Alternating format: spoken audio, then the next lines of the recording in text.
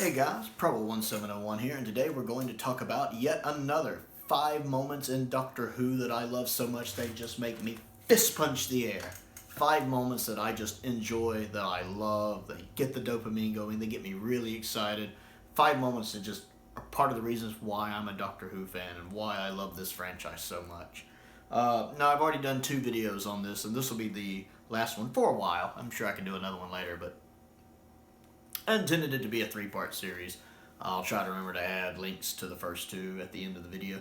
But this is the 3rd one, and we're going to start off with the TV movie, actually, with the 7th Doctor. I love that scene at the very beginning, right when the Master slithers his way into the TARDIS console and it starts breaking up. And the Doctor, of course, looks up and he's like, and he runs over and he's messing around with the controls, trying to get the TARDIS stabilized. And you see him over there hitting everything.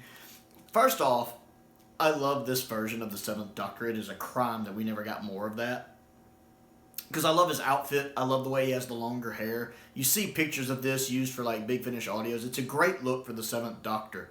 Got rid of the silly question mark vest. I never liked the question mark stuff, except for the umbrella. I love the umbrella. I like the longer hair. I like that we get this little bit of time with the 7th Doctor. I love that TARDIS interior. And part of it is I love the incidental music that plays during this scene. It plays a couple more times in the movie too. That dun dun dun dun dun dun dun dun dun dun. I love that piece of music. It is perfect for the scene and when it's used later. But just watching the 7th Doctor frantically trying to get everything fixed, and then after he hits the emergency brake, you see him trying to figure out what happened. It's like there's the first part where he's trying to get it under control, and then when he hits the emergency stop, him trying to figure out exactly how bad the situation is, and then he pulls down the screen and he's just like, oh no. The way he says that and the look on his face, and then it cuts to him, because he knows the Master has to be responsible, of him walking into the room where he left him sealed up, and when he sees the box shattered, that look on his face. He doesn't say a word. He just has that oh shit look on his face. That, that oh shit look that he does. That's just, if there's ever the Doctor giving an oh shit look, that's it. You just know he's like, this is bad. I love that whole scene. I love that whole scene. I don't know why. Like, I literally put on the TV movie and just watched that scene and called it a day. Because I love that scene so much. It's nice seeing one last little hoorah from the 7th Doctor, I guess. And I really like that outfit. And I'm really just happy that McCoy got some screen time in this. And I think what little bit we see him, he's good. So I really enjoyed that scene, probably more than most. A lot of people talk about how good the 8th Doctor is in the TV movie, and he is. He's amazing. But I like what little bit we get of McCoy in this movie, too. I don't like his death with him getting shot, but McCoy actually does a pretty good job of what little bit he has to work with. And I really love him in that scene, the way his body language is moving, that tied in with the incidental music there. It's just really, really well done. Next on the list is Twice Upon a Time, when the 1st Doctor regenerates. Not the 12th Doctor. I actually don't really care for that regeneration. But I love watching the 1st Doctor regenerate in Twice Upon a Time. I actually ranked the regenerations, and that was my number 1. It is my favorite regeneration. One, it gives us a chance to incorporate the surviving footage of the regeneration into an actual story, which I like since episode 4 of the 10th Planet is still missing. But everything about it, I like how it shows them saying, the Doctor saying their goodbye, the 1st Doctor getting into the TARDIS. I like his dialogue. I like his last line of, well, here we go, the long way round. I love that. And I love that it's playing that Valle de Sim, however you pronounce it. I know it's Latin. Basically the music when the 10th Doctor was getting ready to regenerate during End of Time. Actually, I think it's Valle, not Valle de Sim, but Valle, which played a few times in End of Time. But, it's a sad, mournful, sorrowful song about loss. It kind of has that sound of things ending to it. And it does that there, too, of loss, and it evokes the, oh, this is like when Tennant passed. They're really tugging at my heartstrings. And then, of course, you see that shot, that famous shot of the TARDIS console rising up, which was also in 10th Planet. It was a nice recreation of that. And then it cuts to the 1st Doctor laying on the ground, and you see the footage transition back to the 10th planet, and then show the TARDIS rematerializing, because it looks like the Doctor just hit the recall circuit. And then, of course, showing the original 10th planet surviving footage of the regeneration. And I love how right when it shows the first Doctor on the ground, the music 180s. It does something that it didn't do in End of Time. And it goes from being this sad loss to this optimistic, hopeful rebirth, renewal, hope. If I had to put up one word, hope. It just sounds so hopeful. I love when that music kicks into gear right there. That could be my favorite piece of music in all of Doctor Who. It's hard to say. There's a lot of Doctor Who music I like. But just seeing it kick in there, and as it grows and grows, and then right when you see Hartnell regenerating into Troughton, you know, it just hits that crescendo that is, oh, I love that. When you just hear the voices go into that, oh, I love that. Ooh. I wish it had held it a little longer. And it's so glorious to see Troughton just for a split second as the Doctor again, because I love Troughton. And just for that split second, Patrick Troughton's the Doctor again, and I love that. And the music right there is just perfect, and it's beautiful, and I love it. And it always gets me so fired up and so excited, as you can probably tell just hearing me talk about it. I absolutely love that. It's my favorite regeneration in the show's history. I adore it.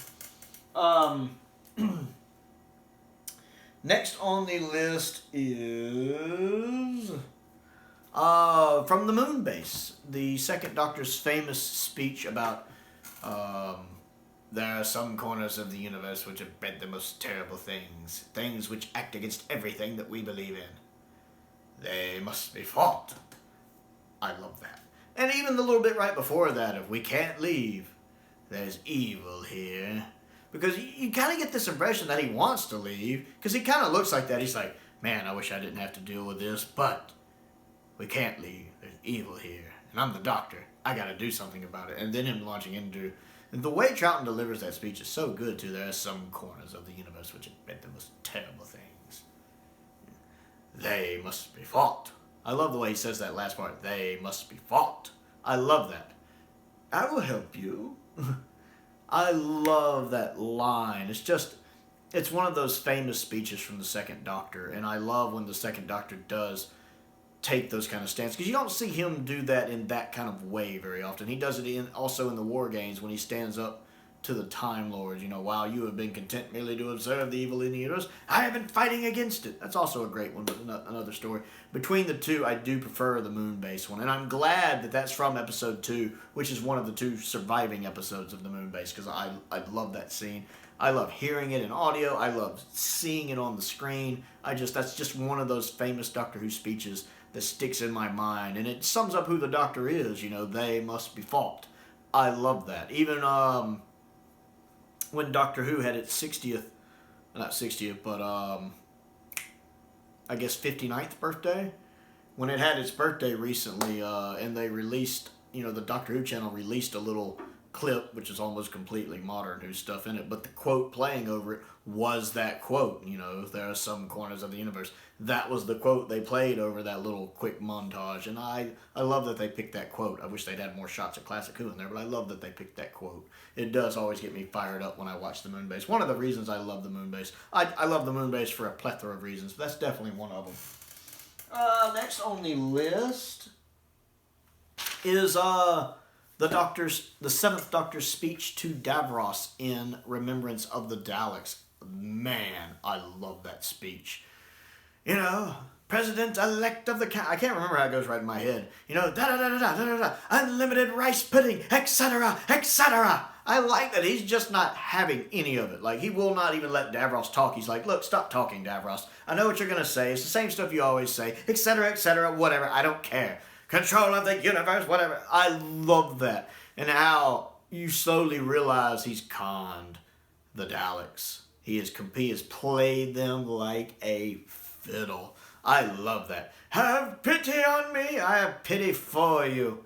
Like that. Goodbye, Davros. It hasn't been pleasant. And he just turns the screen off. Doesn't even let him talk anymore. It hasn't been pleasant. Just turns it off. It's really interesting. One, that scene in and of itself is just awesome, and I love it.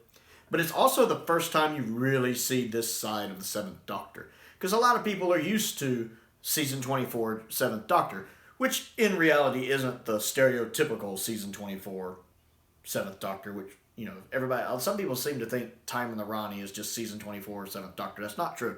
But this is really the first time you see Chess Master McCoy, as I see him. When you realize, this is the first time you really realize that this is a version of the Doctor, an incarnation of the Doctor you do not want to screw with. This guy plays the long game. You see this in season 25, you see this in season 26 and stuff like Curse of Fenric.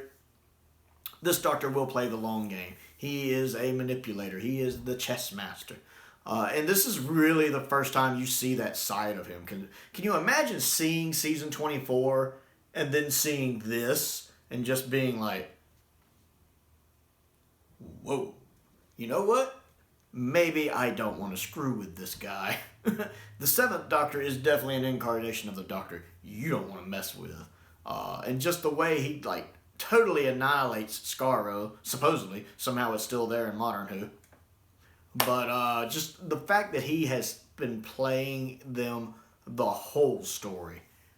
My goodness, I love that moment. That whole scene is just, I love it. I love it for the historical significance of seeing this Doctor practically 180. And just for the scene itself, it's just well done. And McCoy does a really good job with his acting there. I love how he is just not having any of it. And I adore it. And last on the list, we started with the TV movie. We're going to finish with the TV movie and talking about my favorite Paul McGann scene ever. Night of the Doctor, TV movie. I've never really listened to a lot of his Big Finish stuff, unfortunately. Although I really want to hear Chimes of Midnight. But I love that scene. I've talked about it before. At the end, when he's chained up, when the Master has him caught and he's chained up in the TARDIS with the little goggles on, and the Master starts talking, you know, him and the Master are talking back and forth. And he goes, "What do you know about loss and death? More than you!" I absolutely love how quickly McGann fires that back. Because McGann, the way he's doing his voice right there, he is fighting for control of the situation. He's not giving an inch of that up. He is trying to maintain control of the situation like the Doctor does. And how he catches the Master in a lie. You know, "I've wasted all my lives trying to stop you. All your lives. Didn't you tell him I had stolen your lives? Lee, he's lying. You know, this is my TARDIS, this is my body." All of that. He's lying to you. He said it himself. He's wasted his lives. I love how he does all of that to make Lee doubt the Master. I love that whole scene is good, not just from McGann, but from Eric Roberts. I actually like Eric Roberts in that scene.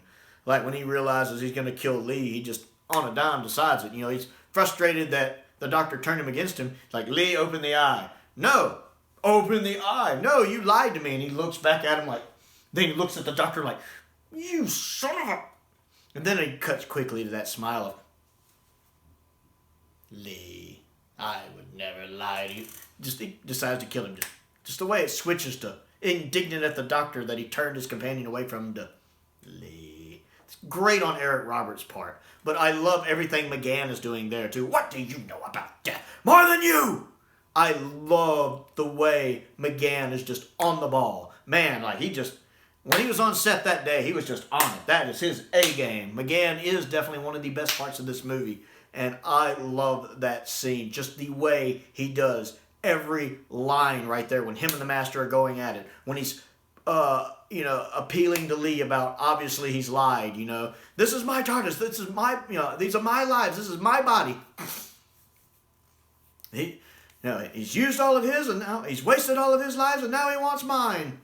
I love all of that. It is fantastic. It's easily probably my favorite scene in the movie. Definitely one of my favorite scenes in the movie. It's definitely my favorite Paul McGann scene. I just love the way McGann does it. I get goosebumps every time. It's so, so good. What he does with his voice there is just magic. So that has been another 5 moments in Doctor Who that I absolutely love. If you want to see some more of them, check out the other 2 videos. I'll have probably some links up for those as well.